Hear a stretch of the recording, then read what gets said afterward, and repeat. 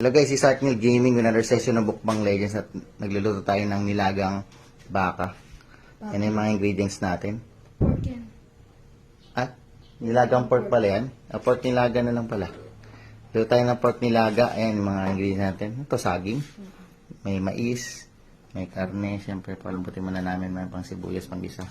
Sibuyas bawang. Sibuyas bawang. Ang nilaga pala. Ayan. Tsaka petsay. Lalagay mo ito. Lagay muna natin yan. Tapos, Sige, sana pakulin muna natin sa mga.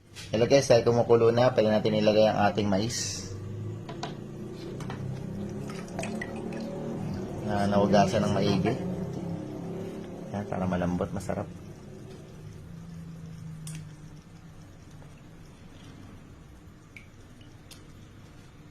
Standby muna itong itong petsay tsaka yung saging natin.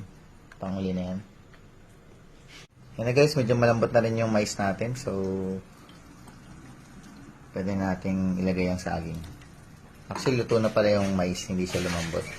Hello guys, yan na. Ilalagay na natin ang panghuling ingredient, ang petsay. Yung favorite na yung petsay. Petsay.